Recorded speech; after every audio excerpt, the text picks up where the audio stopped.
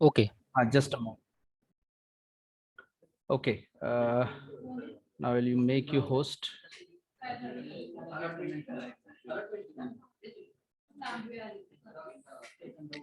Okay. So now I have made you host, sir.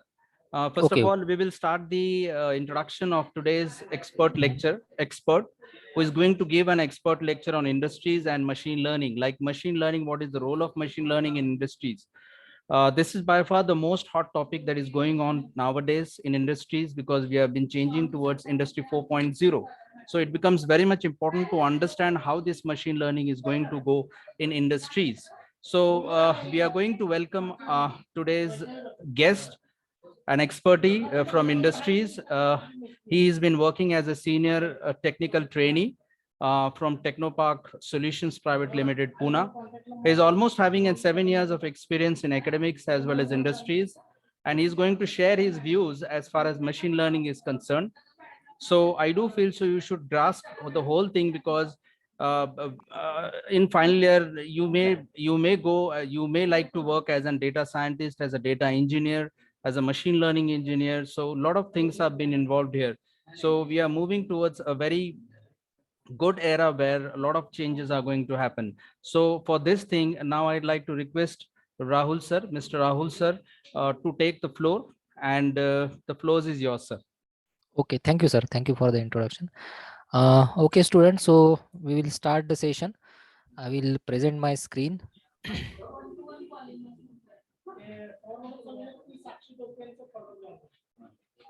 Okay.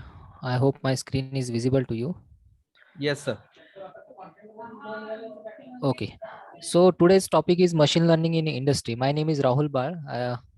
Previously, I was working in engineering college as a assistant professor. I work in multiple engineering institutes, um, and then I shifted to the industry. And right now, my area of means area of expertise in the machine learning, data science, and related fields. So today's topic is machine learning in industry. You must be aware of this concept. It is nowadays this concept is in boom, or it is in demand, high demand skill, we say. But in today's session, I will, as a final year student or as a engineering student, you should know some things how to enter into the industry, right? How to enter into this field. That is our main motto of this session.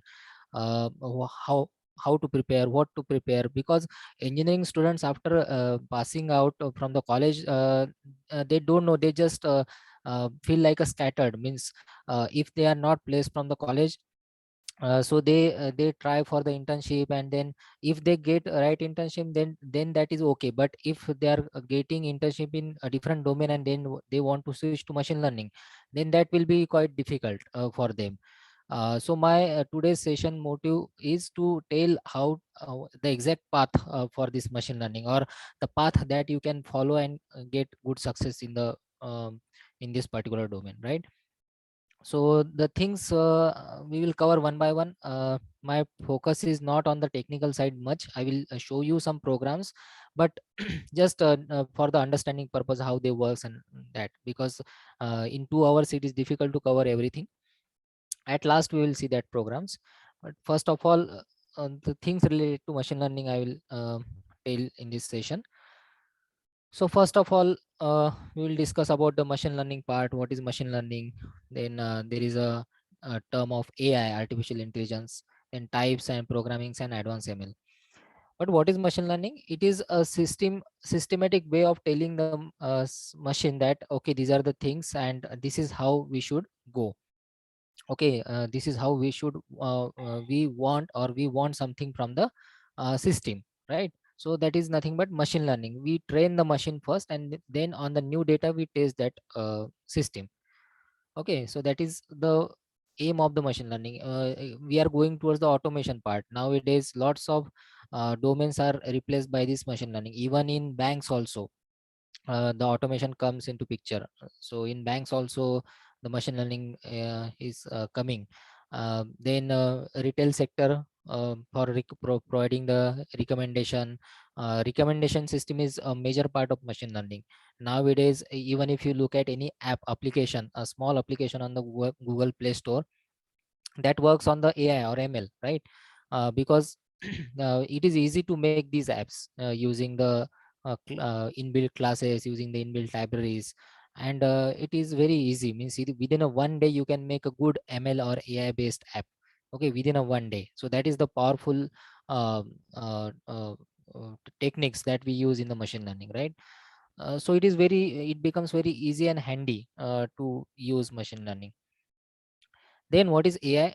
These are the two separate fields, AI and ML. Okay, AI considers a lot of things, or a lot of different algorithms uh, than ML. ML has a specific type of algorithms, but AI also has a specific type of algorithms, right? But AI is a broad sense. We can call it AI as a word, and ML as a country. We can say like this. So it is a part. ML is a part of AI. AI contains different things, more in terms of mathematics, we can say. ML also based on the maths, but AI requires a more broad approach. Okay, so that is the main focus. In AI we use advanced ML, like a deep learning or neural networks. So that is the difference between ML and AI. If you are giving any interview, they will ask you the question like this: what is the difference between AI and ML? So you can tell that AI is nothing but advanced ML, or it contains the deep learning part. It contains uh, A star algorithm. That algorithms you need to study properly. Okay, go through the AI syllabus and find out 4 5 good algorithms that you are aware of, and try to implement that in any programming language, so that you will get the feel of AI. Because nowadays in engineering, a separate branch is coming, AI, right? Most of the engineering colleges or institutes are focusing on this branch, AI. So what they are going to cover in that branch, they are going to cover the uh, different algorithms and how to use them in real world things. Not all the subjects related to algorithms only, but most of the subjects will focus on this algorithm in detail. Then types of AI ML. We have no. This is the very favorite questions asked in the interviews for when you are going for the internship or entry level jobs in ML, right? Give the difference between supervised machine learning, unsupervised machine learning, reinforcement learning. Okay, so these are the types of the ML, and you need to give example wise. So supervised means there is supervision in the name itself. It is given supervised. That means you need to train the machine, and then you can test that. Okay, so suppose you are telling them ATM machine that, okay, I'm giving this much amount, I should get this much amount in certain clicks on the, or certain clicks on the ATM buttons, right? So that is how we train the machine. It is supervised. What is unsupervised? There is no requirement of the supervision, right? In the name itself it is given unsupervised. That means just give the input, it will generate the output automatically based on its own learning. And reinforcement means there are some losses, there are some rewards we give. So feedback mechanism is there.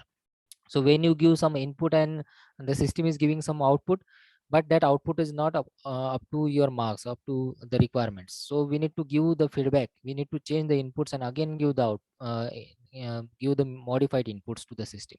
So like that the process will come into picture. Okay, so these are the broad way I had just discuss about the types. Then the programming. So this is very important. Nowadays there are lots of programming languages are available, like Java, Python, R. Okay, but the Python is preferred for ML. Why? Because its syntax is easy. In ML there are lots of things to train, test. Okay, so there are lots of things. So to do all these things, we need a simple language. We need a simple syntax.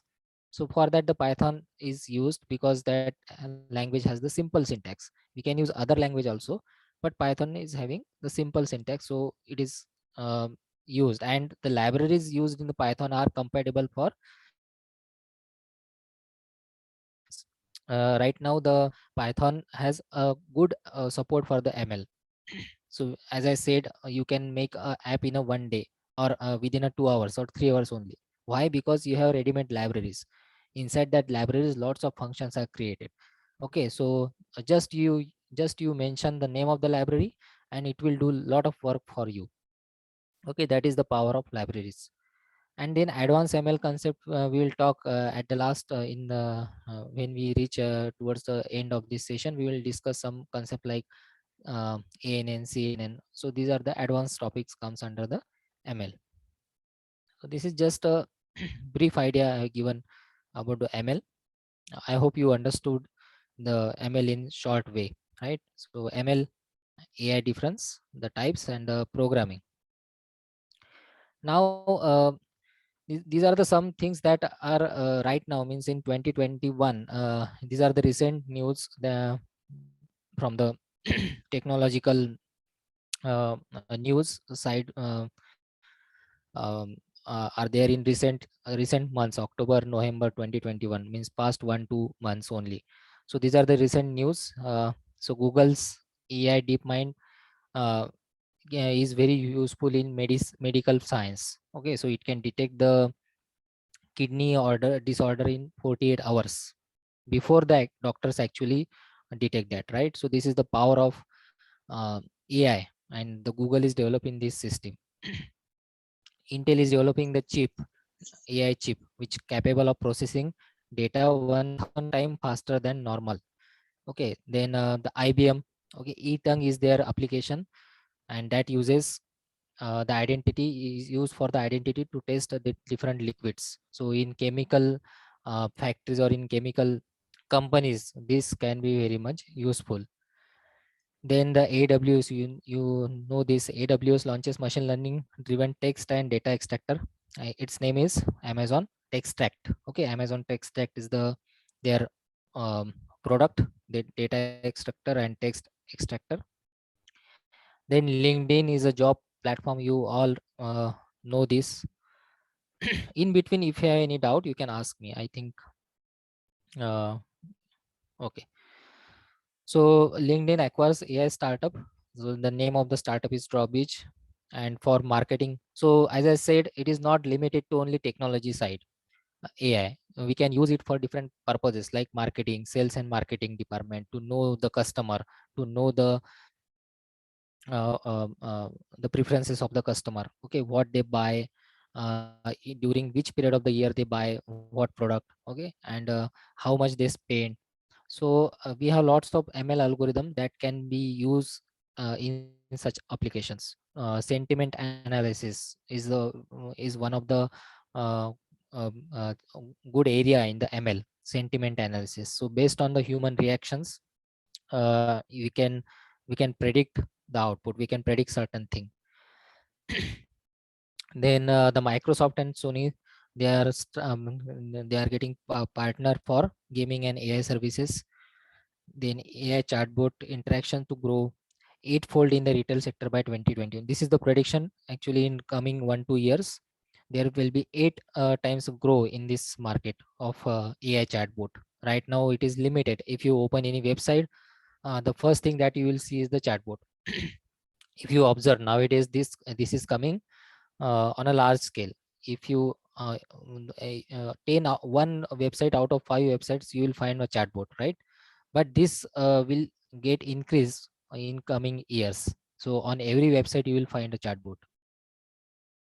Then McDonald's acquires AI company Dynamic Yield to fast their digital transformation. So nowadays the cashless, we are going everywhere. There is a cashless systems. There are lots of apps by which you can pay the money.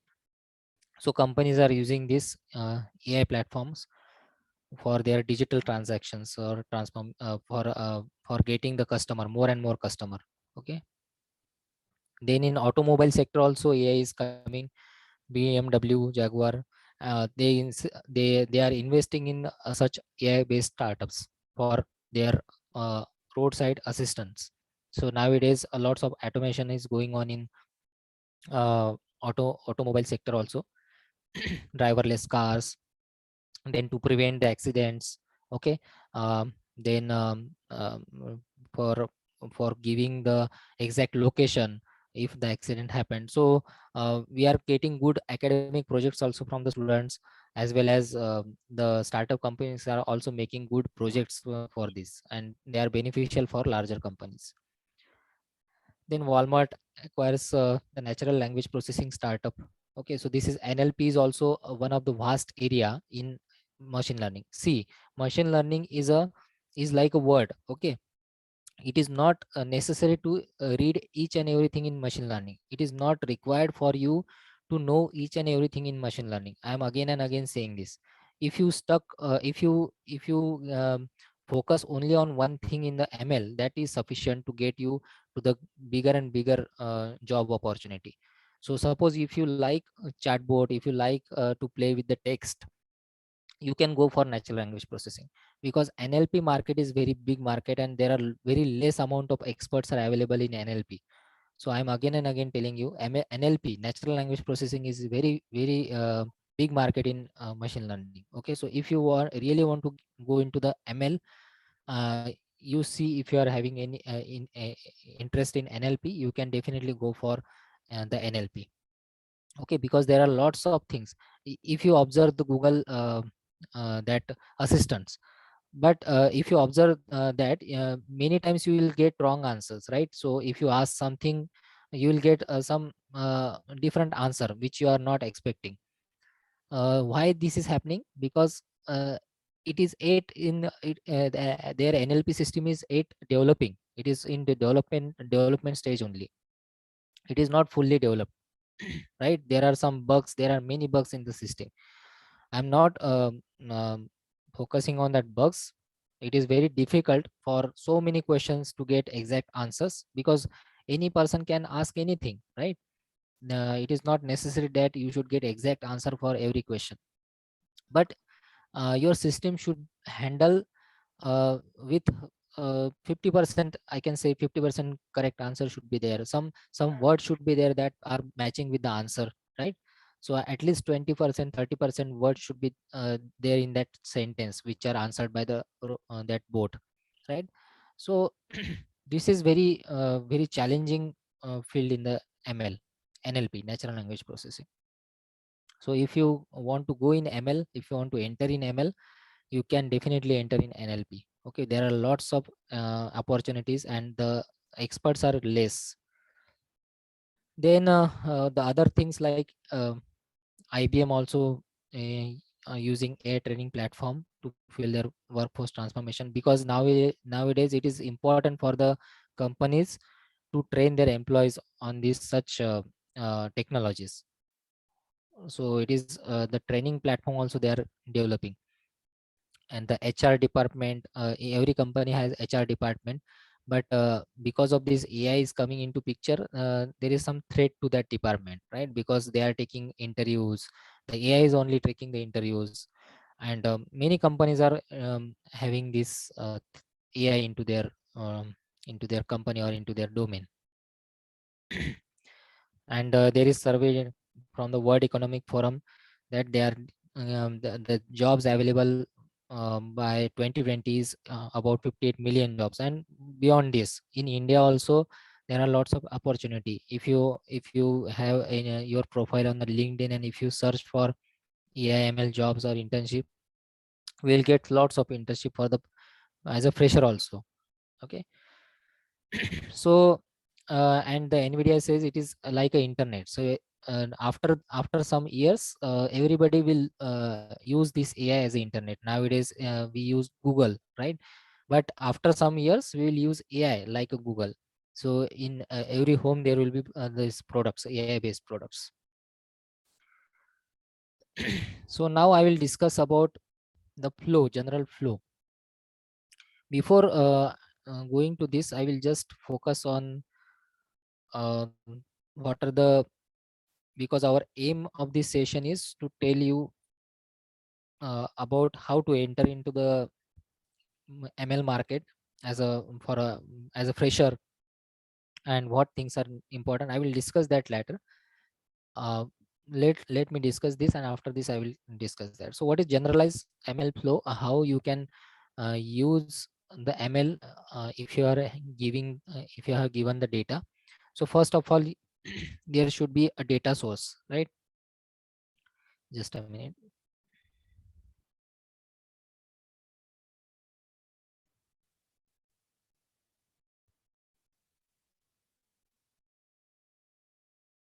So you will be provided with data.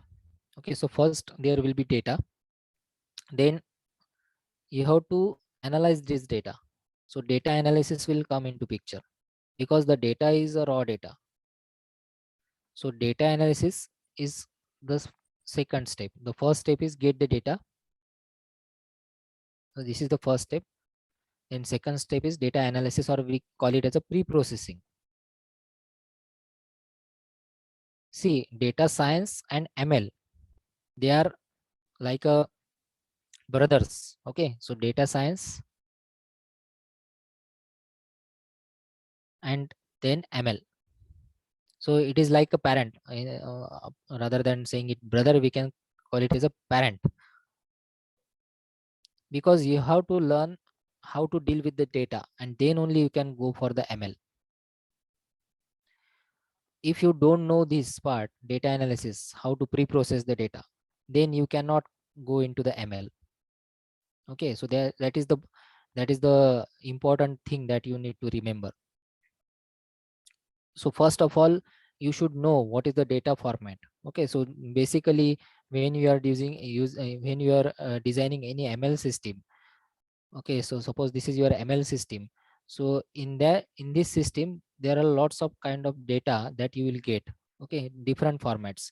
So this is data source 1, data source 1, this is data source 2nd, this is data source 3rd. So there are 3 sources for this system. I want this data also, I want this data also, I want this data also. But these 3 are in the different formats, meaning it is in CSV form, it is in JSON form, it is in text form, TXT form. Okay, some data may be in the Excel form.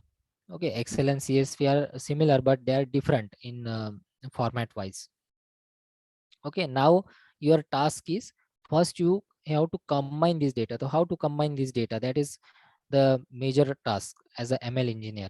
Okay, so as a ML engineer you should know how to combine this data. So this is the job of the data scientist. Okay, this is the job of the data scientist, but or data analyst we can say. But as a ML engineer you should know this thing. No one will tell you.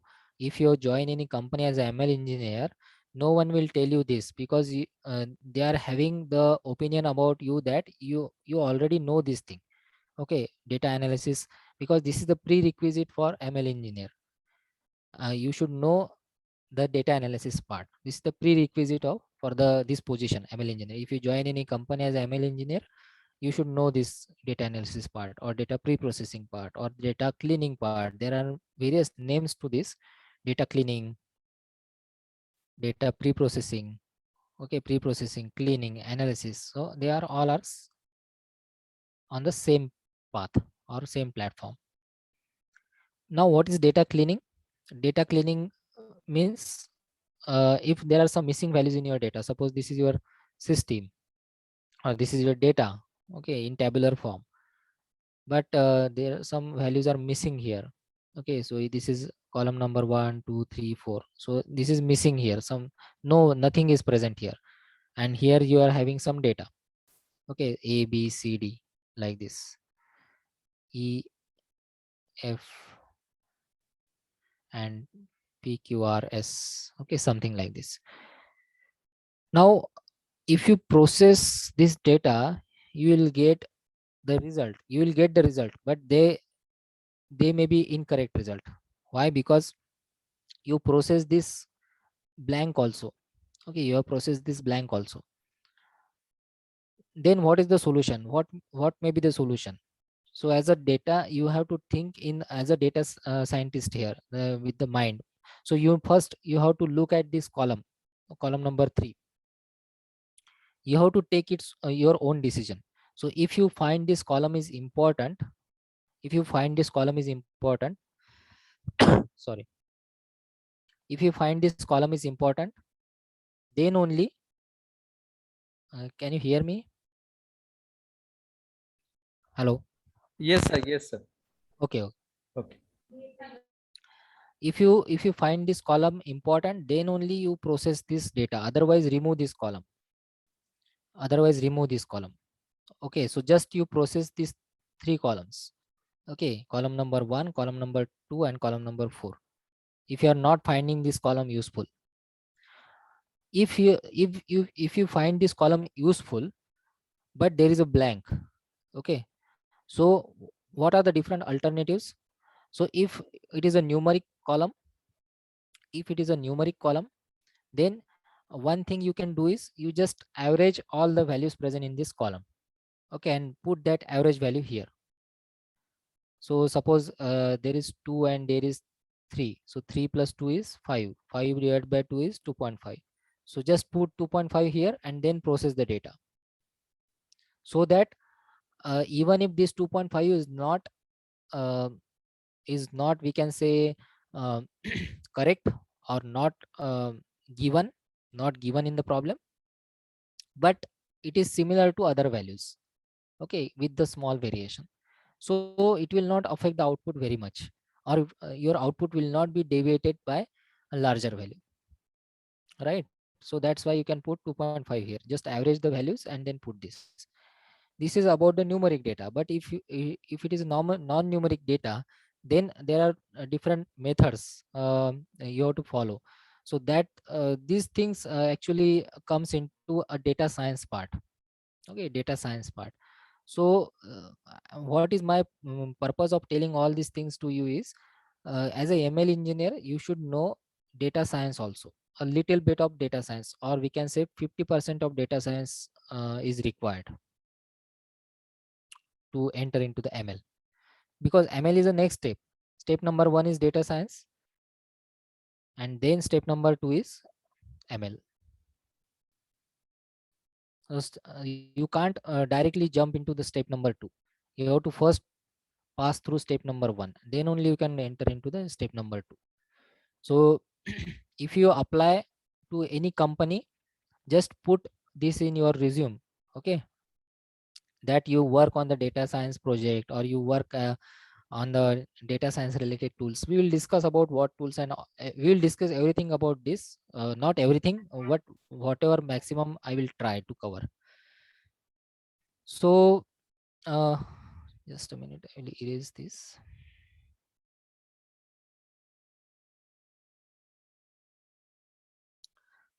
Okay. So first thing is, get the data. So it may be in any form. Then pre-process that data, pre-process the data, clean the data.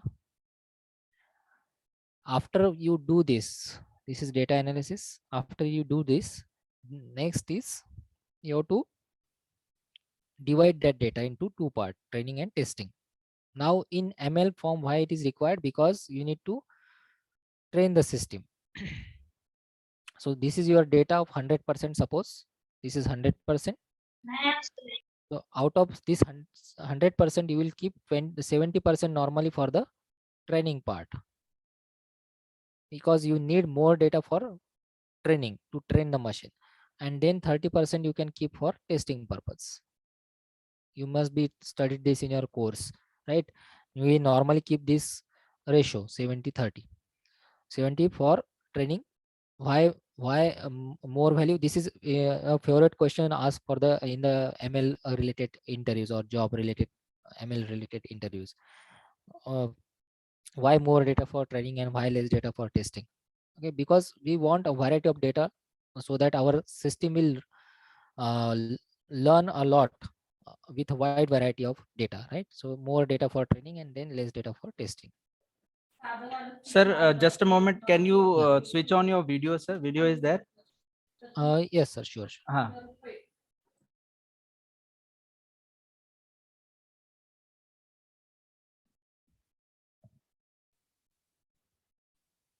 Okay, can you see me?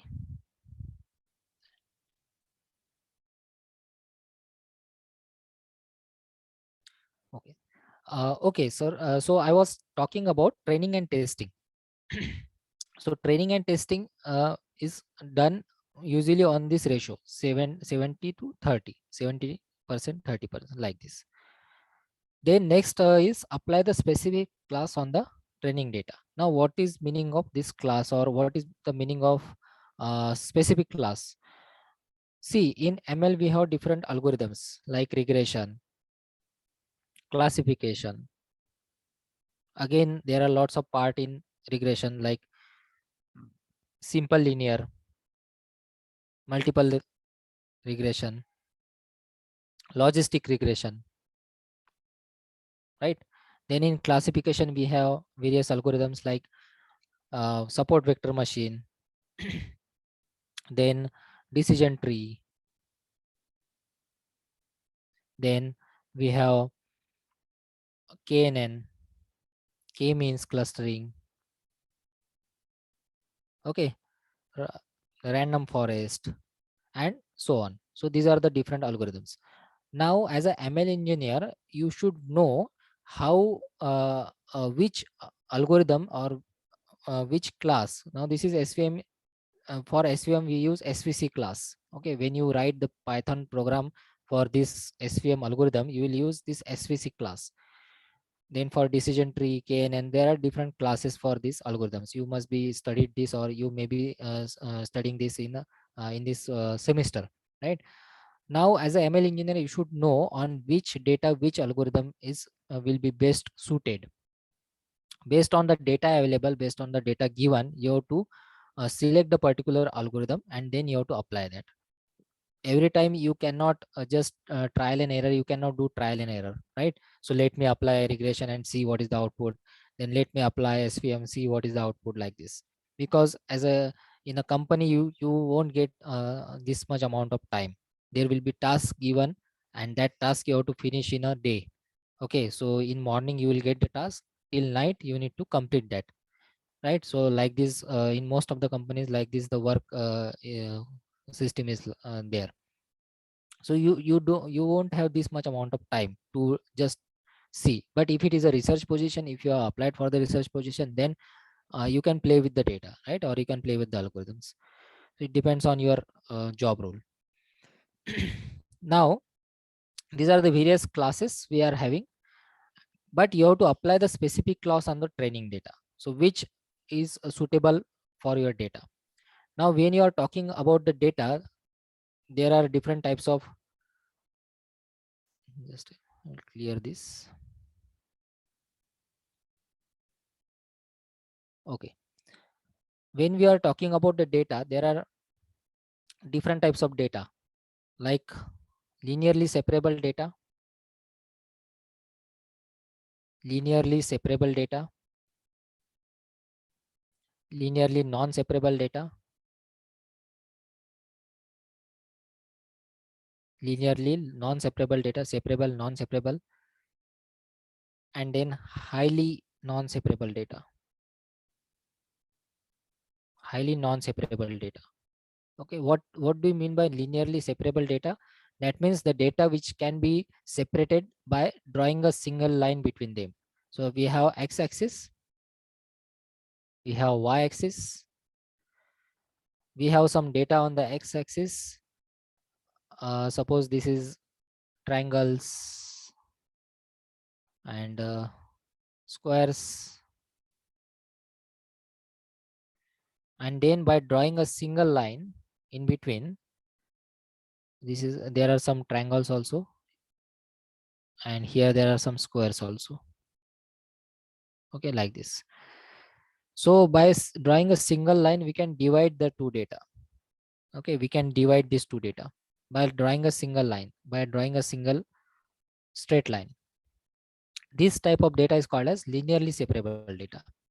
For linearly separable data we use the algorithms like regression, linear regression, right? So we can use the algorithm linear regression for such kind of data. Then we have the algorithm, we have the data like this. Sometimes we have the data like this. There are circles and they are separated by triangles. No, they are surrounded by the triangles like this. Now in such kind of data we cannot separate this data by drawing a single line. So suppose if you draw a single straight line like this, see both the data are same on the either side of the line, right? So such type of data is called as non-linearly separable, non-linearly separable or non-separable, linearly non-separable data, one and the same thing. So which algorithm is best suitable for this? So in this case, you will use SVM algorithm. In this case, you will use regression algorithm, linear regression. In this case, you will use SVM. What we do in SVM, we shift the data into higher dimension, right? In support vector machine, we shift the data into higher dimension. How to classify the data in SVM? You will shift, now this is 2 dimension, you will shift this data into higher dimension. So here I will have one more axis Z, and this circle I will shift on the higher dimension. Okay, so that the data will look like this. So this is your, so these are the circles after shifting into the higher dimension, and these are your triangles. Okay, like this. So this is one data, this is second data, so that um, you have separated data now, and you have classified the data into 2 classes. So actually this is the problem of classification, SVM classifier. Then highly non separable data means the data which is very much complex data. That means like this, circles are there, then somewhere triangles are there, then again there are circles,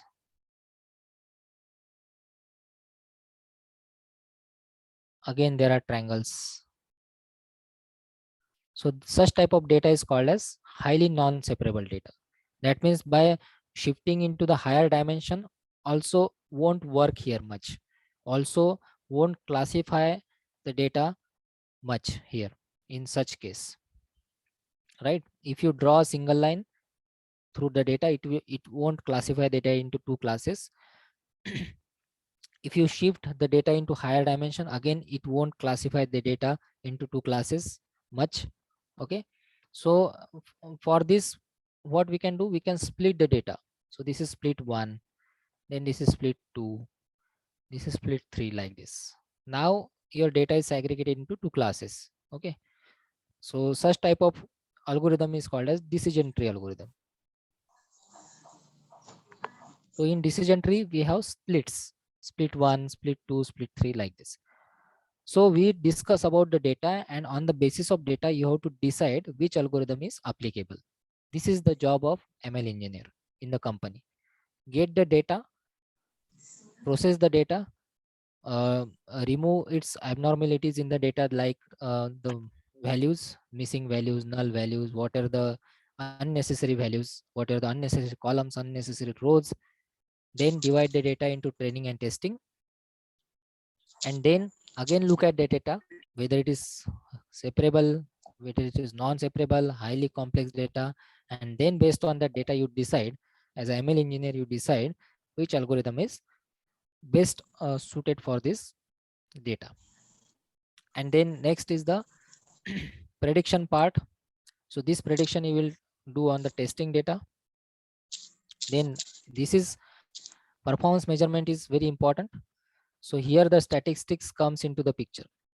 See, only knowing the algorithms, only knowing the mathematics of behind the algorithms, or only knowing the programming. Okay, I am expert in Python, I can write Python code very much. I can write any complex Python code like this. If you go into this attitude, means with this intention, there will be difficulty for you, because only knowing the programming is not sufficient for to get success in this ML field. Apart from programming, you should know mathematics also, and you should know the right decision. You should be a good decision maker, right? On which data which algorithm is suitable. Then performance measurement is very much important here. Performance measurement means how accurate your algorithm is. If you apply your algorithm on the data, how much accuracy you are getting. So there are various parameters to measure the performance that we'll discuss later. Okay, so like mean square error, then you have to use confusion matrix. If it is a classification problem, you have to use confusion matrix.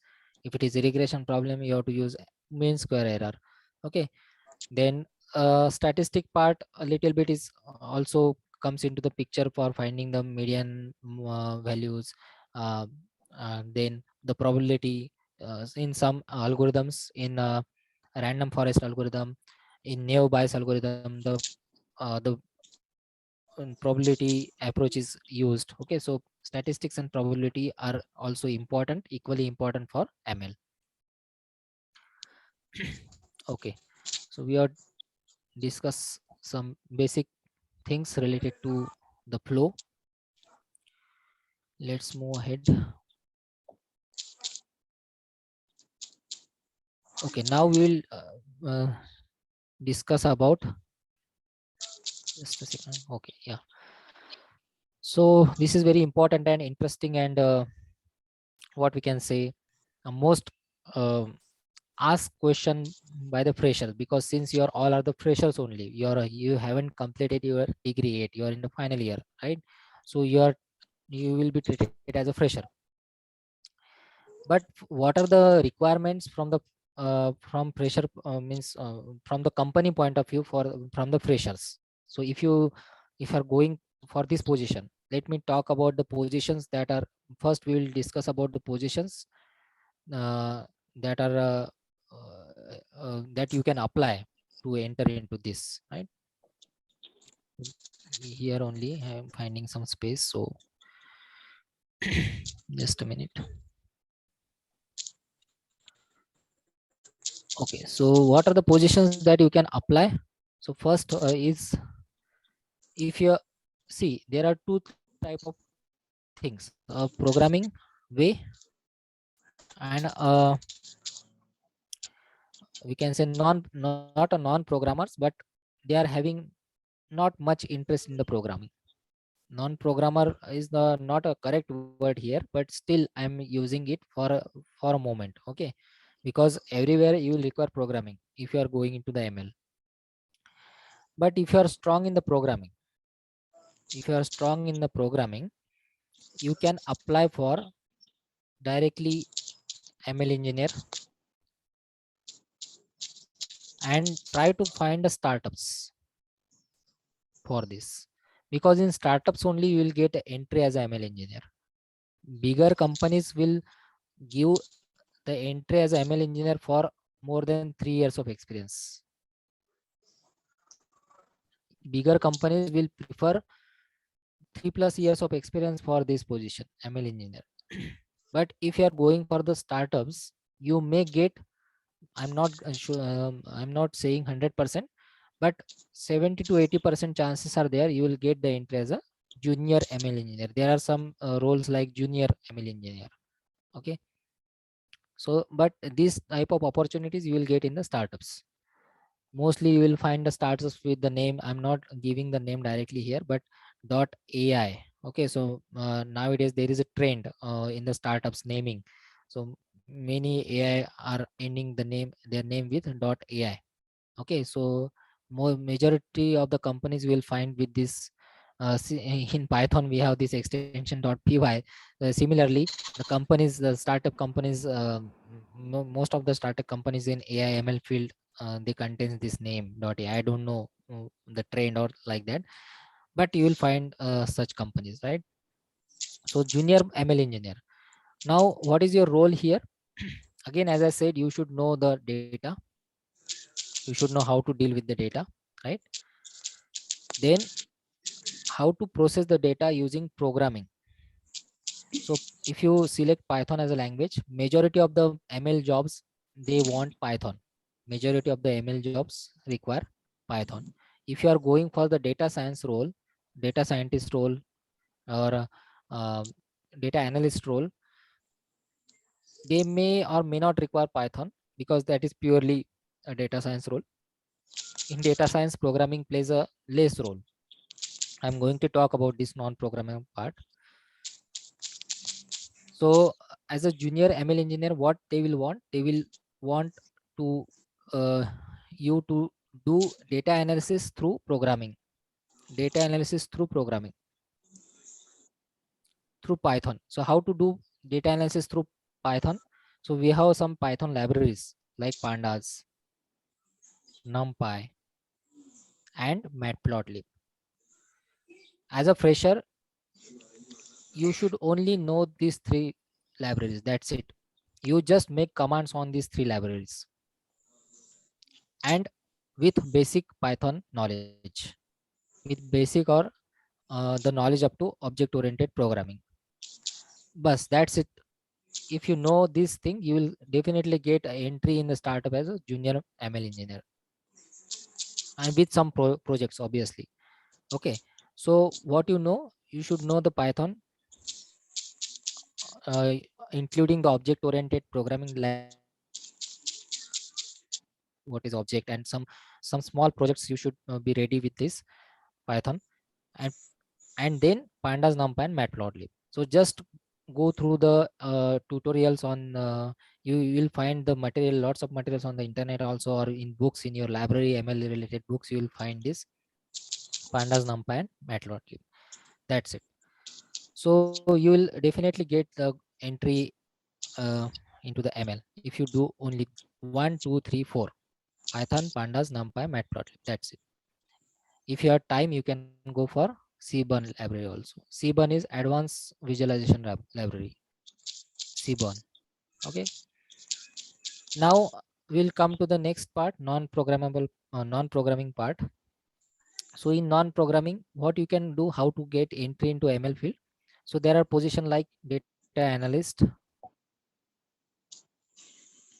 data scientist,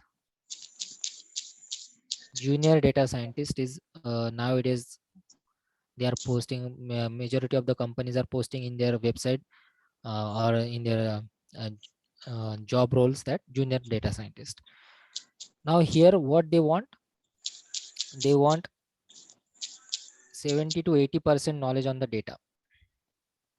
You should be able to deal with the data, any kind of data, with analysis. And let me write this properly. Okay. So in data analyst role and then data scientist role, data analyst role, what they want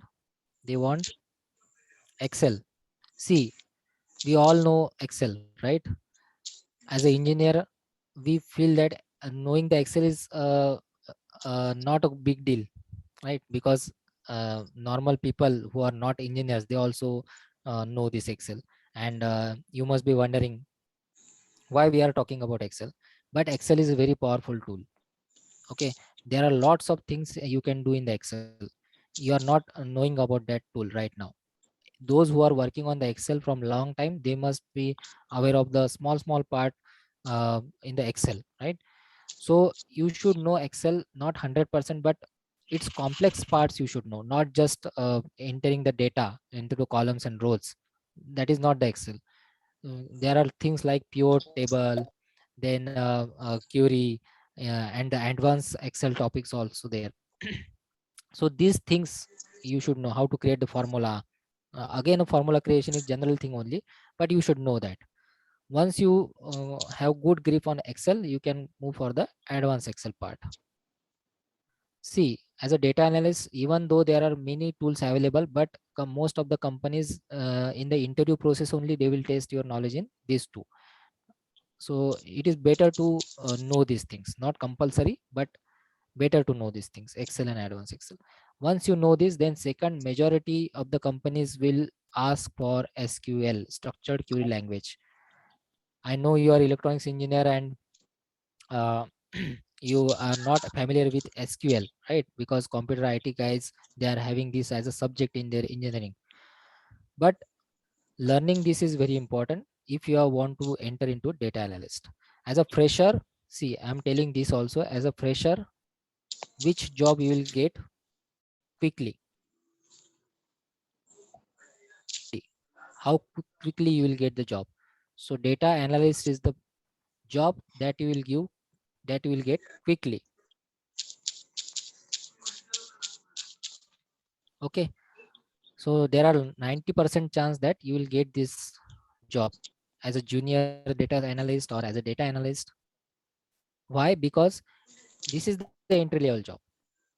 Not ML engineer is the entry level job. ML engineer is entry level job in, it can be entry level job in startups. But if you want to enter into the big companies, big MNCs, data analysis is the entry level job. And then next part is data scientist. Data scientist role you will get uh, in terms of quickness, it depends on your projects. If you already build good projects in data science ML, there are good chances that you will get directly data scientist position. But it depends on how much you know data analysis, because the interview for scientist will not be easy, right? So they will test you from every corner, from the data corner also, from programming corner also, from visualization corner also, right? So we are talking about data analysis. So Excel, advanced Excel concepts, SQL, structured query language. Here again, there are lots of options like MySQL, PostgreSQL. So these things, you can select any SQL here, not necessary. You can select any SQL. So once, because majority of the data science analyst interview questions, so 90% of the question will be based on SQL. 90% of the question will be on SQL. And then you go for visualization part. In data analyst position only, you have to uh, be very much careful about this visualization, because analysis is done, you will do the analysis part, but what about visualization, right? So visualization also is very important. There are tools like Power BI and Tableau, which are widely used in the industry as a visualization tool. ClickSense is also one of the um tool that is used widely in the industry. And since all these are the paid tools, you can practice for them online with free trial. They are having some tools having 30 days free trial, 90 days free trial. But if you want its access, you can ask for your institute till you are there. Yeah, if it is possible, you can get access from there, right? So that is the thing that you can learn for the data analysis. Bus the three skills: first is Excel, advanced Excel; second is SQL; and third is data visualization. If you know the Python, that is good, but it is not mandatory. Not mandatory. Python skill is not mandatory for the data analysis role. But if you know the Python, it's good, because we can do data analysis from Python also. As I said, Pandas, NumPy, and Matplotlib. So data visualization also covered in Matplotlib, right? Okay. So Python, good to know the Python for data analysis job role, data analysis job role. Now coming to the data scientist parts. Once you have 1+ years of experience in data analyst role, as a data analyst role, you can start applying for data scientist role. One for the 1+ year of experience as a data analyst, you can jump to the data scientist position, because majority of the companies will ask for either 1+ or 2+ years of experience. In any job posting, you will see this 1+year, 2+years experience is required. Okay, so if you work as a data analyst in any startup company for 1 year, see, I'm in the academics from 5-6 years. I work there. I know the mentality of engineering students, and that's why I am telling these things, that what majority of the engineering student do, they just pass out at the age of 22, right? Final year. Then they start searching for the job. There, some of them join any courses, classes, they try there, they get the job, but they will not be happy in that job. So at the age of 23, 25, they again switch their job. At the age of 27, 29, again they are still looking for the good job till they get 30 plus, and then after 30, some good job they will get, right? So see, 7 to 8 years you are taking time to get a good job because you are in the different domains. So some of them are joining the different domain, some of them again switch to different domain, like this. So almost in an average, I'm saying, not this is not applicable to every student, again I'm saying this, but in general case, these things are happening nowadays because they are not happy in their work, what they are doing. They get the job, they are telling the friends, family that okay, I got the I get the job here, I'm doing the job here, but internally they want to switch to other domain, right? Which is their domain that they want to work. So why not to start initially in the startups?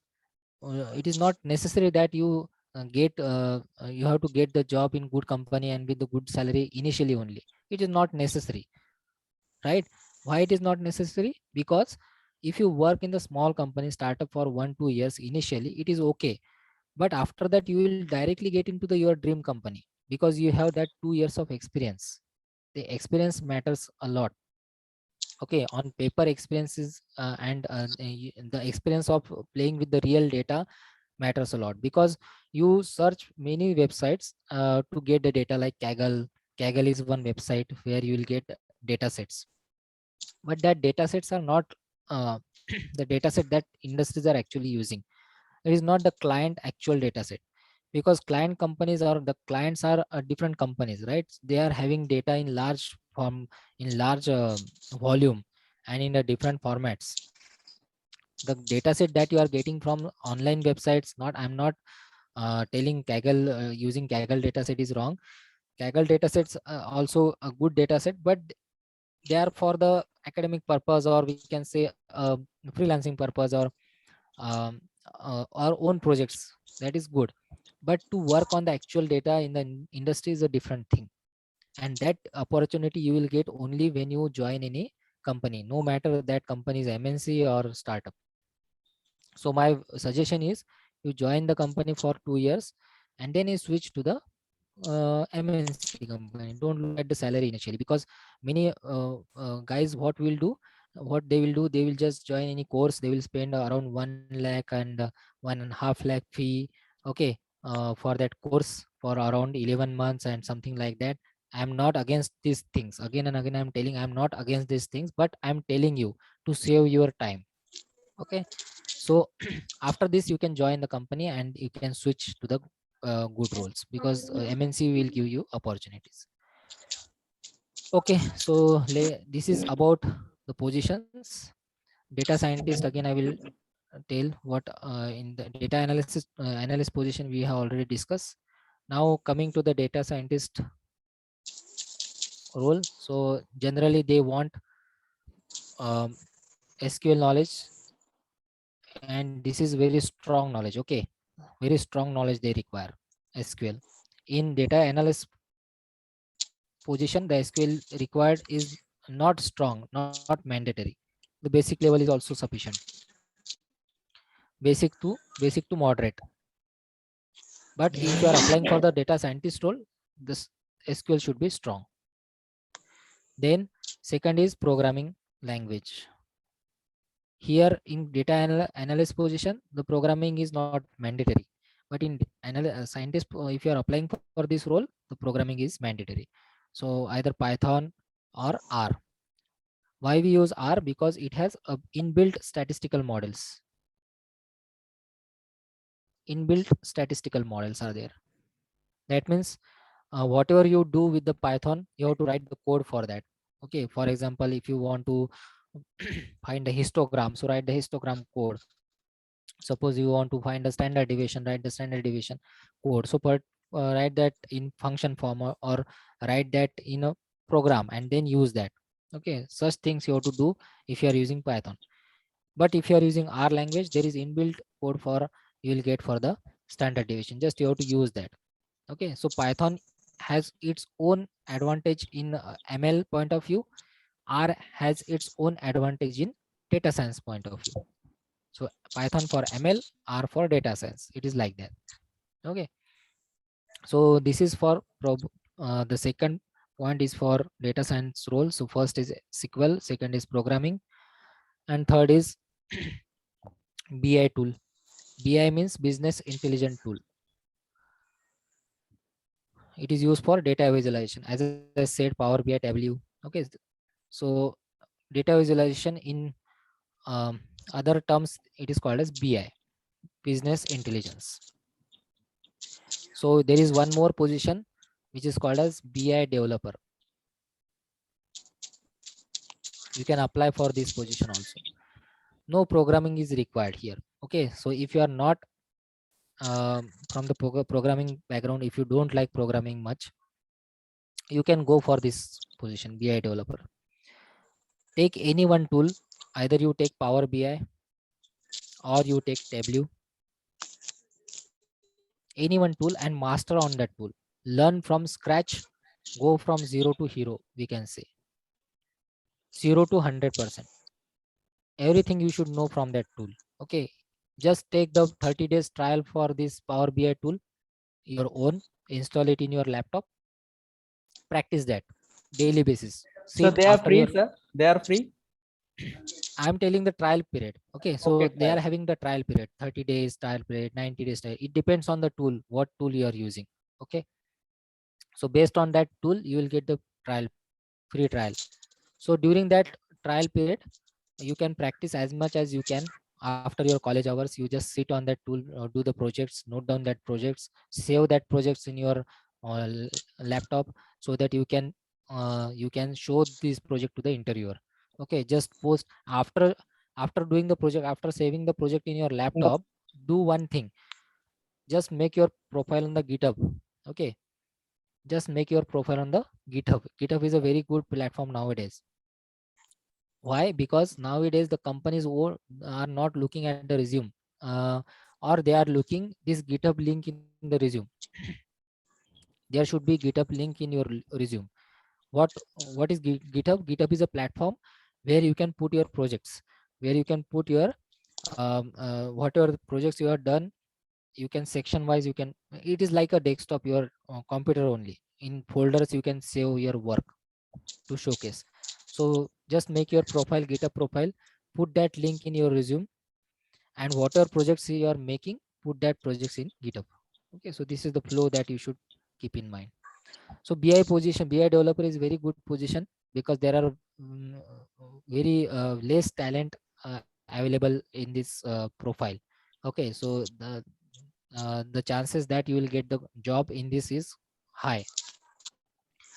So Power BI developer, Tableau developer, Excel developer. Okay, so these are the various profiles that you will definitely get on the internet, on the websites, job websites. So my suggestion, if you are non-programmer, if you don't like programming, you can try for this position. And as a fresher, you will get good package around starting from 6 plus onwards, 6 LP onwards. So because as I said, less talent is there in this side, and they want more people. Okay, so this is about the different roles that you can uh, opt for.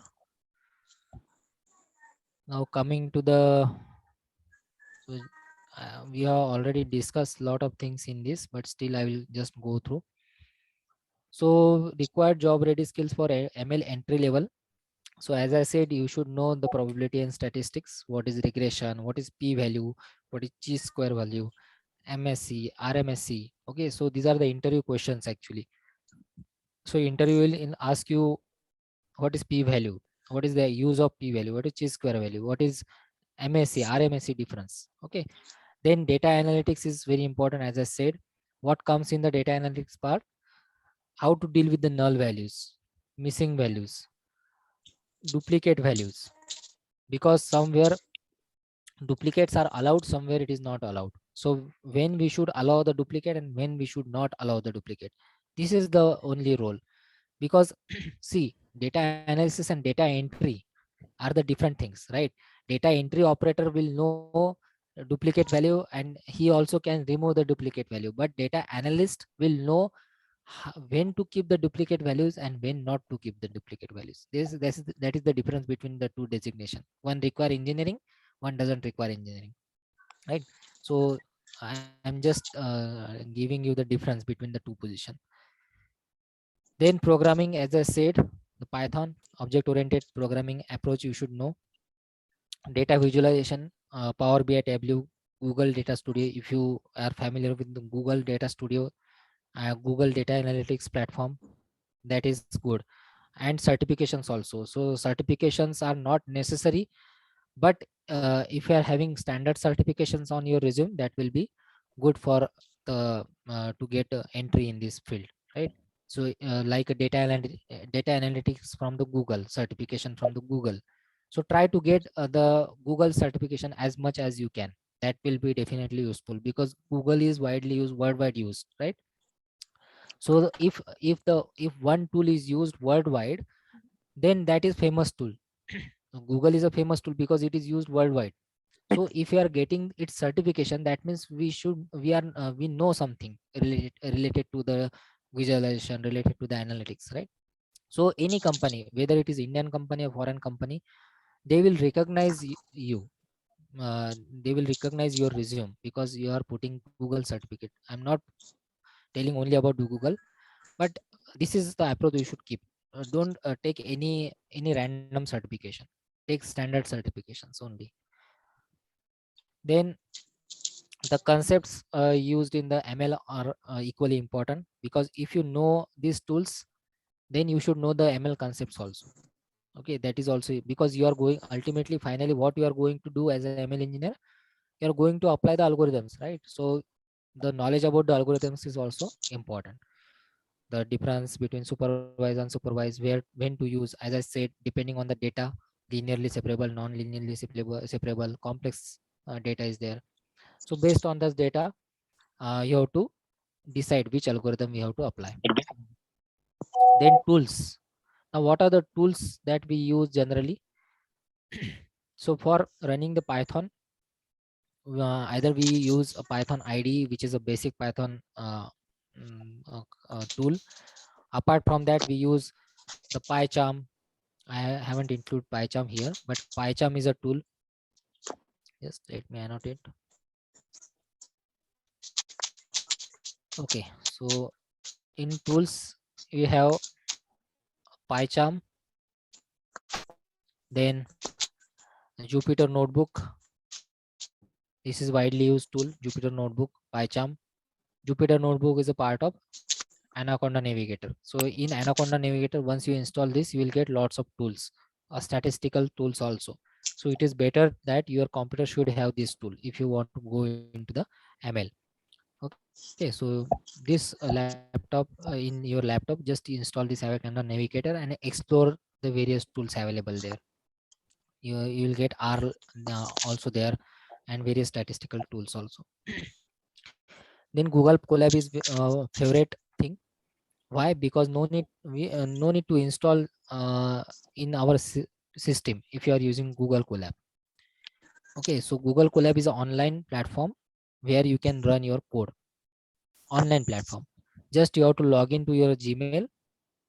Just log into your Gmail, and then in the other tab you just search for Google Colab and open the Google Colab in other tab. Keep login in your Gmail only, because the login to Gmail is required to use this Google Colab. And then copy and paste your whole program here in the Google Colab. I will show you how it looks and how to run, and then you can use this. Now coming to the next part, a cloud. See, now whatever things we have discussed till now, they are on platform, they are okay. These things are okay. Okay, I know the SQL, I know the programming, I know the statistics, mathematics, everything I know. But can I send all this onto the cloud? Can I work on the cloud? Because as an ML engineer, you should also know this cloud knowledge. Okay, what is cloud? Cloud is something that uh, we are storing instead of storing it physically on our systems, we store on the cloud. Okay, so nowadays, because of the pandemic and from last 2 years, most of the companies are shifted already shifted to the cloud, and now a lot of companies are in the they are shifting. So the knowledge of this cloud is very much important. One of the position you can apply uh, as a cloud engineer also. There are three clouds that are mostly majority of the companies are using. One is Azure. Azure is Microsoft. Okay, so around 60 to we can say 50 to 60% of the IT companies are using Azure cloud. Then AWS, which is from Amazon. Here also the most of the companies are using Amazon, and nowadays the third one is Google Cloud Platform. This is new. The companies are shifting to Google Cloud day by day. Means it is slowly growing. It is in the growing stage. But beautiful thing is very less people know much about Google Cloud. So if you acquire a knowledge, this is very important point in today's whole session, I can say. If you acquire good knowledge on Google Cloud, you will definitely get a good position with a high package, because these this is the thing that people are not knowing much, because they are not using it. But they are trying, they want to use it, but they don't have the people to use it, who know how to use it, right? So if you gain the knowledge, if you acquire the knowledge of GCP side by side, I'm not saying that you will get a job in GCP directly. No, you won't get job in GCP directly. Why? Because they require experienced people to work on the data.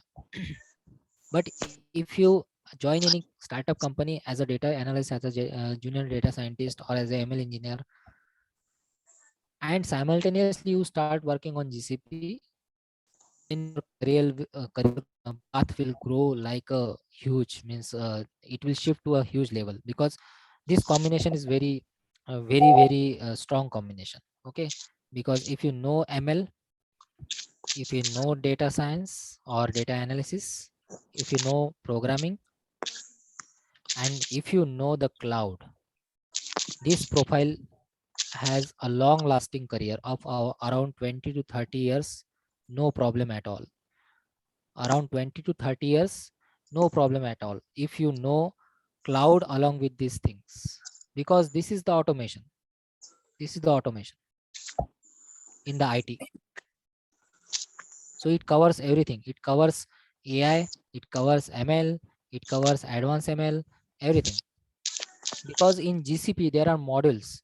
So there is a separate module for ML. Okay, but for that you must know ML in detail. For that you must know data analysis in detail.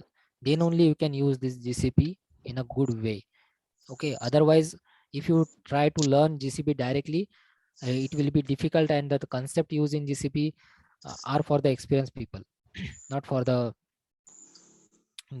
for those who haven't worked on the real data or in the real with the real clients. So there is a section in GCP. That section is called as Big ML. Big ML is a section that whole that completely covers the ML. That is completely dedicated to ML. Okay, and there is a visualization platform available, is called as Looker. So we have Power BI discuss. We have discussed the Power BI. We have discussed the Tableau, but they are external visualization tools. They are external visualization tools. But Google has its own visualization tool, which is called as Looker. So Looker knowledge is also in high demand skill right now.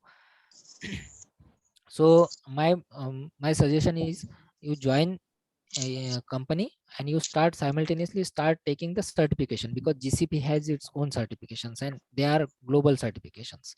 They are not like a random certifications. Okay, so there are they have the various levels, like basic level certification, advanced level certification. Again, there are concepts like um, big data, networking, and ML, AI/ML, and cloud.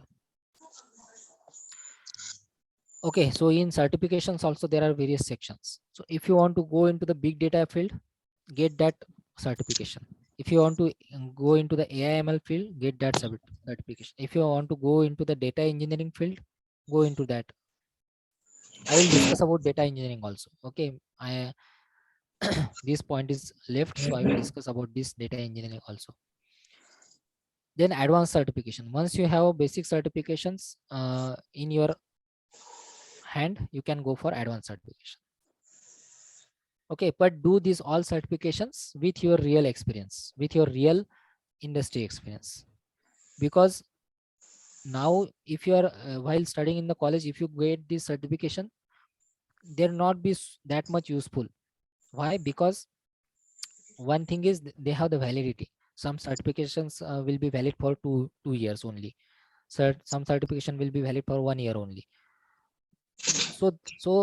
During that validity only, you have to make a good use of it, because they have the fee for that certification. And they have the condition that you should pass only once. Means if you failed in that attempt, you have to pay again for that entire amount again, and that too after 3 months you can give that exam. So it is not a normal exam certification, it is a standard worldwide certification. So you have to prepare well, and then only with experience you give that. But I don't know whether I will get opportunity to talk with you again after this session. So I'm telling all these things in this session. Okay, so that you'll come to know about these things. Okay, so similar to GCP, we are having AWS also. Most of the companies use Azure and AWS. That's why the people are opting for these certifications. They are getting trained on this, and they give the exams, and they uh, join as a cloud engineer. Okay, cloud engineer. So there is a one more position, which is cloud engineer. So we talked many positions. Apart from that, one is cloud engineer. So what is cloud engineer? So this guy will know how to send the data and process the data on the cloud. How to send the data and process the data on the cloud. Okay, so for that, you should know data analysis part, because you have to process the data. You should know the Linux programming, Linux or Unix programming, because most of the cloud things are done on the Linux or Unix programming only. The shell scripting, we call it as a shell scripting. As an electronic engineer also, you should know this shell scripting. Okay, so data analysis, then shell scripting is important, and some networking concepts like protocols,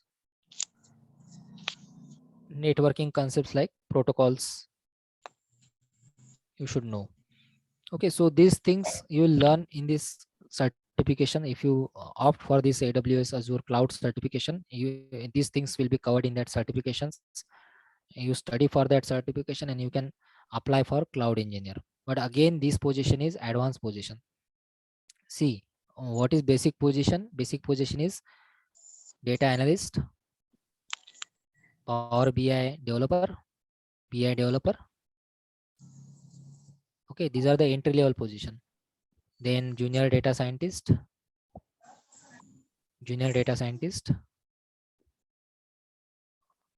or Python developer. In Python developer, you should know the Python knowledge as well as the networking knowledge also, because there comes some protocols, um, some testing part. Okay, so you have to test whatever you have developed. So similar to web developer, in web developer we have to do development as well as testing. You should know the testing also.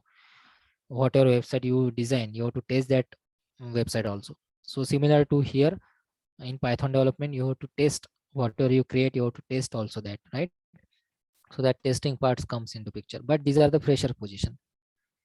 What are the advanced position? ML engineer, cloud engineer, data scientist, data scientist, then data engineer. Data engineer is also advanced position. What is the difference between data analyst and data engineer? Sorry, data engineer knows how to process the data and how to develop that process. See, data analysis is a first step where the cleaning part is there, the visualization part is there, okay, and some kind of programming, SQL, okay, so that comes under data analysis. Then data engineer is designing the pipeline, data pipeline. You have to design a data pipeline, and this data pipeline designing is very easily done in GCP. If you are using Google Cloud Platform, you will come to know, once you explore this GCP, you will come to know how to do this data pipelining. So this is the major task. Data pipelining means there is one project, you are using one project, you are doing some work. This is project 1, and there is second project, project 2, and you have to club these two to generate the third one. So this connection is very important. How you will connect the output of one project to input of second project, and you will develop a third project. So how to do this connection without getting error, okay, is called as data pipelining, design of data pipelining. So what are the things involved in this, and what is big data? Big data means the data which you normally use in Excel form, CSV form. So that is very small amount of data. 10,000 row is very small. When you work on the real world data, that data is in terabyte form, and apart from that means millions of rows. And your Excel tool and any other tool that you use in the laptop won't work. That data won't work on these tools. You will require a high standard tools for that, and that are generally used in big data, like Apache, Hadoop. So Hadoop is a platform, a tool which can handle a large amount of data. Okay, so if you know about Hadoop, if you know these tools, Apache tools like Hayu, Impala, okay, Hayu, Impala, Scoop. So there are many tools. If you search big data tools, you will find these names, and then you start working on that. But before doing all these things, you should know the basic things as we discuss analysis, how to deal with the data. Then only you can go for these tools, right? These are the big data tools. Okay, and there comes the programming also. So for big data engineer, what you should know, for a big data engineer or data engineer, rather we can say, for the data engineer position, you should know, one is SQL. SQL is very important in every position, whatever position you are applying, either data analyst, data scientist, Python developer, BI developer, data engineer. There is SQL is 100% important. Okay, then second is Python. See, Python and SQL you already work on. If you join any company as a data analyst, you already know this, so SQL, Python, right? But just you have to add few more things if you want to work as a data engineer. What those things are? You should have the cloud knowledge. Any one of this cloud you can do, either GCP, Azure, or AWS. And then you should know one more tool that is called as Spark, Apache Spark. Okay, so you can use this Spark in Python. Nowadays you can use this Apache Spark in Python. You already know the Python, and you can use this tool in Python via one tool which is called as PySpark. Just note down this, whatever I'm telling, just note down these things so that that can be useful to apply. Okay, so these things should be in your resume if you are applying for the data engineering position. SQL, Python, any one of the cloud from these three, knowledge, and PySpark. Okay, and that's it. So if you know all these things, you can apply for data engineer. Again, data engineer is an advanced level position, so at least you should have 2 to 3 years of experience. Some companies may take you as a junior data engineer for a fresher role, but I have seen very less opportunities like this.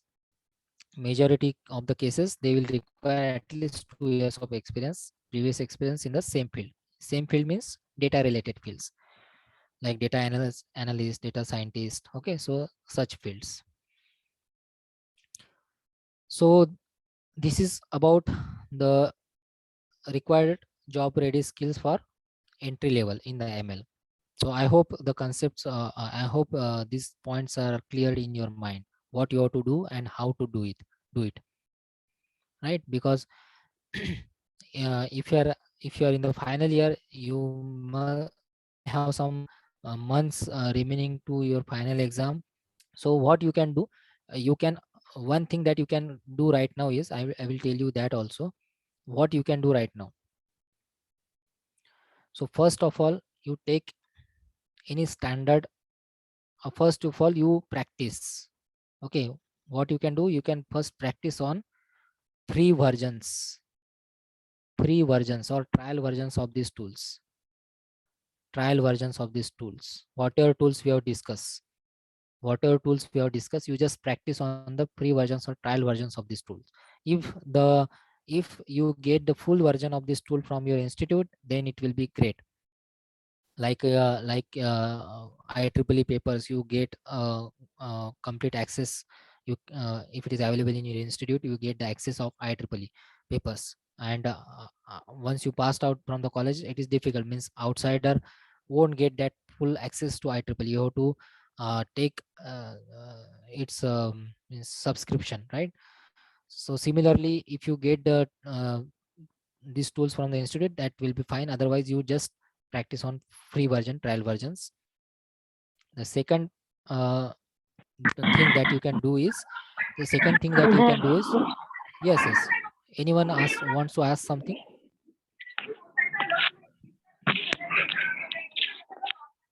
Okay, I think someone trying to something. Gayatri. Okay, no problem.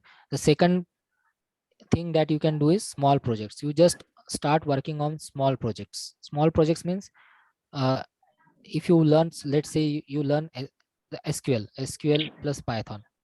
So try to combine these two things and do one small project of 50 lines or 100 lines. Okay, try to combine these two things and do one small project. Sir, your host, you can mute Gayatri Kuntala. Okay, okay.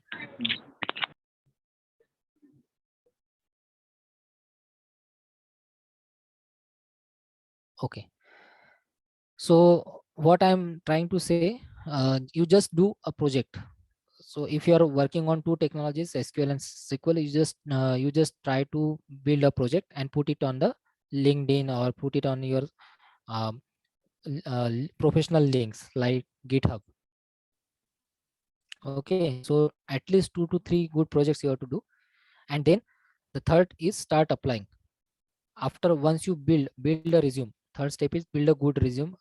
Good resume is a well structured format. See, the formats are keeps will keep on changing. Okay, so the format that is there in 2015 resume format won't work in 2020 or 21-22, because this is old format. Many students, what they will do, they will take any format from the internet, the old format, they put their things there and they use that format only, but companies won't accept that, right? So put a new format resume, make a good resume without any grammatical error. Grammatical error is also very important. So just make good resume and then start applying from the job portals. That's it, and start giving the interviews. If you give 50 interviews, let's say in 2 months, you will surely get one call, a final call with offer letter. But target this 50 interviews in 2 months means hardly one interview daily, or I'm saying this number a bigger number. Let's target to 30, not 50, just 30. 30 interviews in 2 months means 60 days, means one interview in 2 days. So what you can do in these 30 interviews, you just not necessarily that you will crack every interview, but you will get something after every interview. So suppose today you have given some interview, you won't answer the question at all, but you get that questions. That questions are important. You on the internet you won't find that questions. Okay, no one will post with the real questions. So that real experience of interview will get, and day by day your skills will get improved in the ML. What previous interviews has asked. Okay, now I will just give you a small um, ML question. So one of the favorite ML question is how you will test uh, the accuracy of your ML algorithm. Okay, so what is the expected answer here? So you divide the data into four parts, right? You divide the results into four parts: true positive, false positive, true negative, false negative. Okay, like this. And then based on this, you will find the accuracy.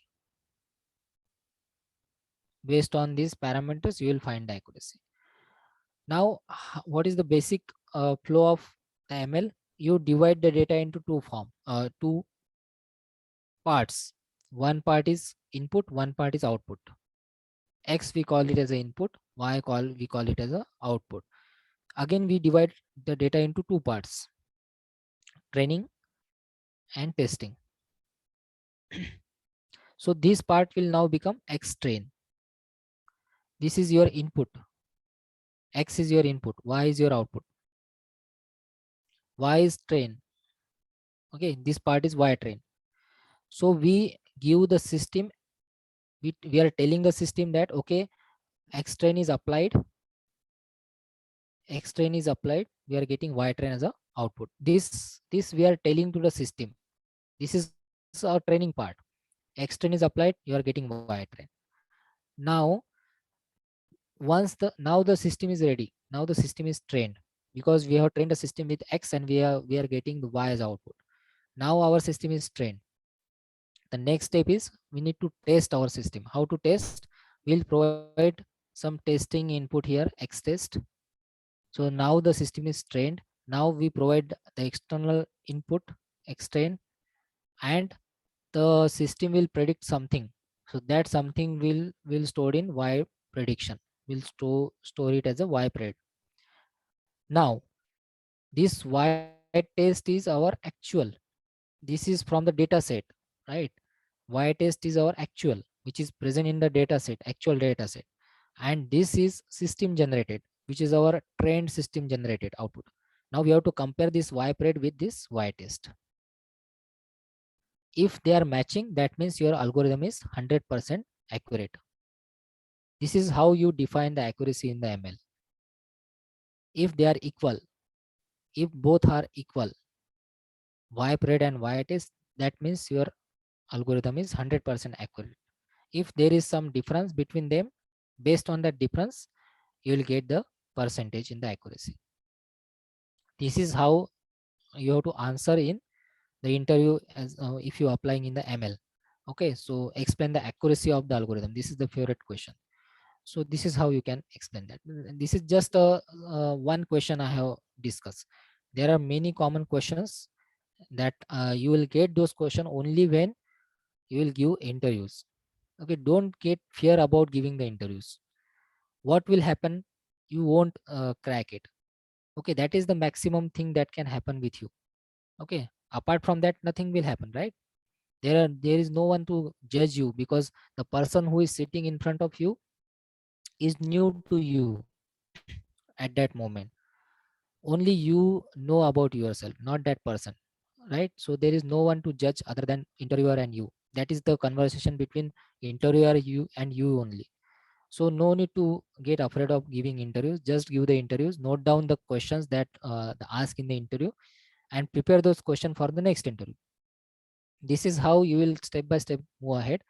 After doing 20 interviews onwards, you will get good command in the questions, and after that, means after 20 interviews, the chances of getting selected will get more. Okay, so uh, that is the path that you should follow, and this is applicable to not just ML, it is applicable to any domain. Okay, so I think we have covered everything in this slide, whatever mentioned here.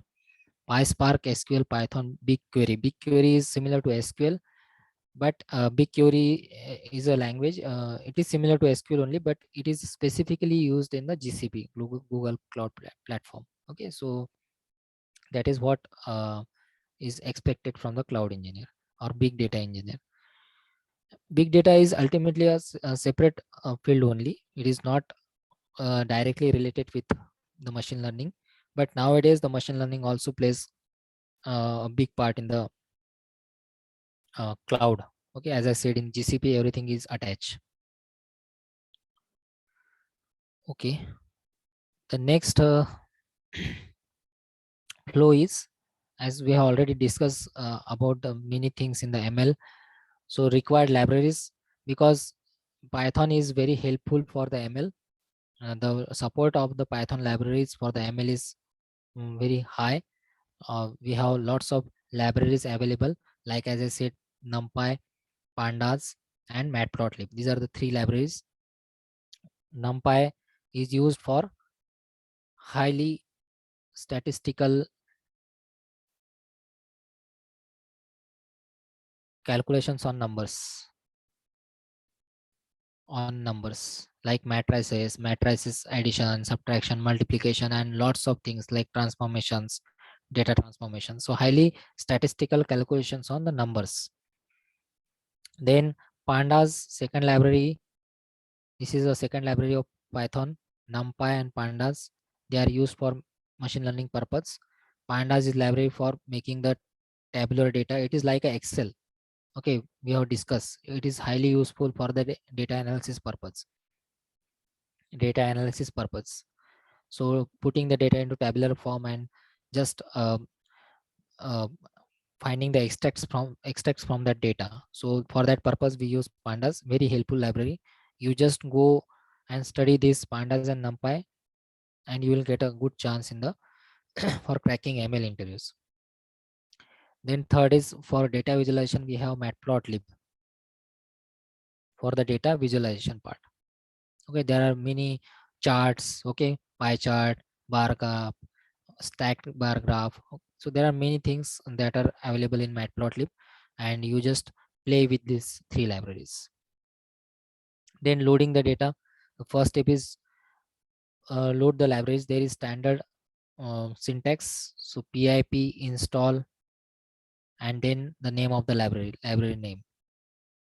Okay, so using this command, you can install these libraries. So if you want to install Pandas, just use Pandas. If you want to install NumPy, just use NumPy and Matplotlib like this. So using this, you can install these libraries in your computer system. Then design the model, the third part.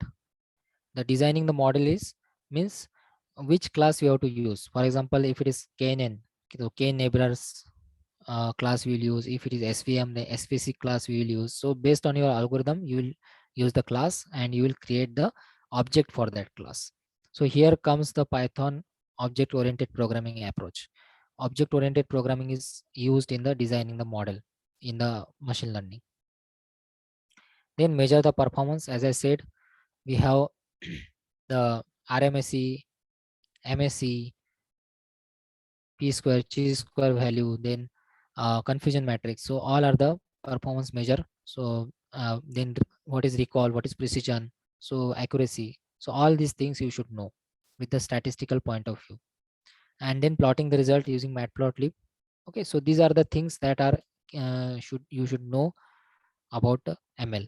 And these are the normal questions asked in the entry level jobs. Okay, what is the purpose of pandas, what is the purpose of numpy? Can you can you demonstrate the use of any one of these library? So you have to make a raw data, and you just you have to play with that data using this library. Show them some graph. Suppose you will get the question like this. uh, just explain the matplotlib, how matplotlib library works. So you just have to plot some pie graph, some stack bar from the given data, or make the given data, right? So these are the things that you should keep in mind. Then ANN and CNN basics. I just want to know a little bit, tell you a little bit about ANN and CNN. What is ANN? Artificial neural network. So it is basically used for classification purpose. So like a normal a basic classification purpose. And for advanced classification purpose, we use convolutional neural network. It is generally used for image classification. Image classification, convolutional neural network. And ANN is used for the non-image like text classification, uh, the parameter, the numeric values classification. So non-image classification, we can say it is a basic level classification. But what is the neural network? Neural network is nothing but a system that makes its own decision. It behaves like a human brain. Okay, so there are layers. So like a human brain uh, has the layers. So similarly, this is the computer system having the layers. So we have input layer, we have hidden layer, and we have output layer. The data will come to the input layer, then it will process through the output layer, sorry, hidden layer, and the last layer is output layer. The hidden number of hidden layers will vary depending on your application. Suppose the application is complex application, you may have more than two hidden layers, three hidden layers, or something like that. So it depends on what application you are building. Okay, so number of hidden layers um, are useful for processing your data, transferring your data from input to output, and then output will generate the prediction. Now there are two paths. One is forward path. So this is forward from input to output. So this is your input and this is your prediction. But sometimes this prediction is not up to the mark. It is not the way we want. So for that we need to change something in our process. So again we have to take the feedback, change the parameters, and then again process the data. So this is called as backward propagation. This is forward propagation. This is backward propagation. In backward propagation, what we do, we change the parameters. What parameters? In ANN, we use weights and biases. See, this is your, these are your inputs. Okay, so let's say 1, 2, 3. So x1, x2, x3. And this is our output. So this is input. Here I am not taking hidden layer. Just assume that there is hidden layer, and directly I am taking output layer. Now these are the input x1, x2, x3 are the inputs. And here in the output I have to sum all these three. X, xi. So I value I will take from 1 to 3 because we have here three inputs, right? 1, 2, 3 xi. So sum of all this. Along with this, I will use the parameters w1, w2, and w3. So these parameters are called as weights. These parameters are called as weights. So using these weights, we can pass our inputs to output. And so in this summation function, there will be weights also, wi. So w1, w2, w3. So this summation or this function is called as activation function. This function is called as activation function. There are many activation function. Based on your application, you have to use this activation function. For example, we have sigmoid activation function. The sigmoid activation function is, the mathematical formula is this: f of x is equal to 1 upon 1 plus e to the power x. X is your input. Input means this xi wi, summation of xi wi. So you have to use this activation function to activate those particular neurons. These inputs are called as neurons. This is neuron 1, this is neuron 2, okay, this is neuron 3. So these are called as neurons. So to activate particular neuron, you require the activation function, and then this activation function will activate this and will generate the output, predicted output. Predicted output is here y cap, indicated by y cap. Now if this predicted output is similar to what you require, then it is fine. No back propagation is required. But if it is varying, if your predicted output is not up to the mark, then you have to back propagate this. Back propagate means change the values of weights and again observe the output. If again it is not up to the mark, again change the values of weights, again observe the output. If it is not up to the mark, again go like this, again change the weight, again observe the output. And this process is continuous till you get the desired output. This is how the neural network works. It works in the iterations, many iterations, 1,000 iteration, 10,000 iteration, 50,000 iterations, and it works itself. It learns the things itself. That's why the term artificial neural network. There is no human interaction between this. Just you have to random, just you have to select the weights based on some criteria. Okay, so you have to do good research on that model. You have to uh, formulate those weights and then use those weights. Okay, and pass those weights to iterations. So this is the overall process of artificial neural network: forward propagation, backward propagation. In forward propagation, you just send the data towards the output. In backward propagation, you change the weights and again send the data. So there is a term called as cost function, which is nothing but difference between actual output and predicted output. So this is cost function. So this cost function should be as less as possible. Okay, this cost function, predicted output minus actual output minus predicted output. And then convolution neural network, I'm just telling the basics because these are, it is not possible to cover everything in 2 hour session, right? So I'm just telling you the things. In CNN, what happens in CNN, we use convolution concept. So there is a image, let's say RGB image, and first of all you have to apply convolution on this. Then you will, it will pass through the pooling layer. There are lots of layer, pooling layer. Then there are operations like sliding operation. Okay, and then again convolution you have to do. So it passes through all these layers, and then you will get finally a classified image. We are running out of the time, that's why I'm not going in detail of this, what is pooling, sliding and convolution. So but this is how your digital image process in the convolutional neural network. Okay, artificial neural network and convolution, these are the advanced ML topic. We call it as a deep learning. Deep learning, deep learning is the advanced ML. Next time if I get opportunity, I will definitely talk about these things in detail.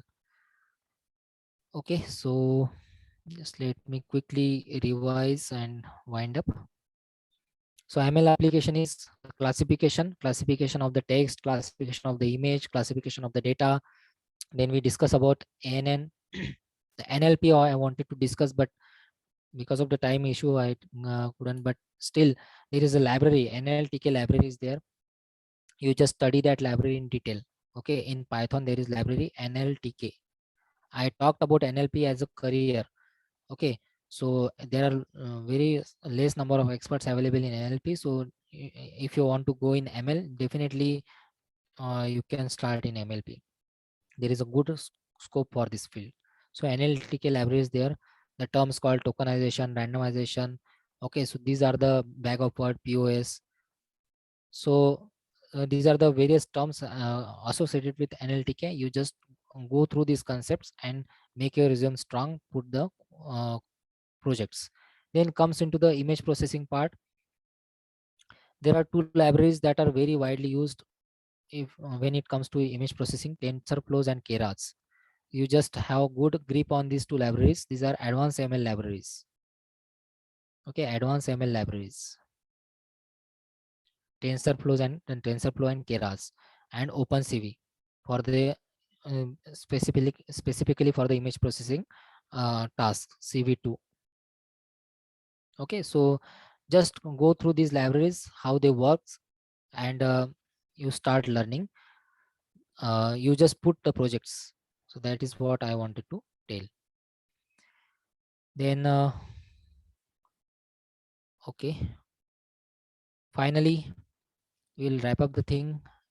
So every journey needs a first step. So take a first step if you really want a career in ML, and whatever things I have suggested, just try to do that things.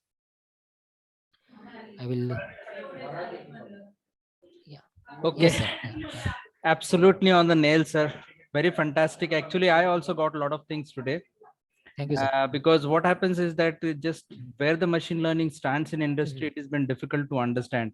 But the Yeah, yeah. person who has been there in there can give you a better and clear picture. So a Yes. lot of things we got it today.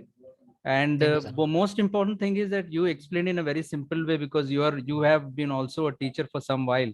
Yeah, yeah. So that's been a very great. So I've heard a Yeah, lot yeah. of things from Karve sir also about you. Okay. So Okay. definitely we'll be in touch with each other. And Thank you, sir. also, sir, we'd like to little bit say that sometime somewhere like you get a time, you take out time, we can go for Yeah, yeah. workshop also. Yes, yes, definitely, Like, sir. will kind some kind of things. Yeah, yeah. Anybody wants to ask any question? Yeah, please ask if you Yes. have any question. Forum is open. Hello. Anybody, any queries in their mind? Or have you got everything? No queries? Yes, sir. हाँ बोलिए. Shipra is there? Any No queries, sir. no query. Okay, okay. So okay, okay, sir. So thank you very much on behalf of Sweris College of Engineering, Pandharpur. Just a moment, Yes, ma'am. yes. 2 minutes बोलता.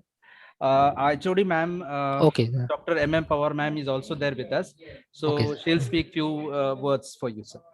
Sure.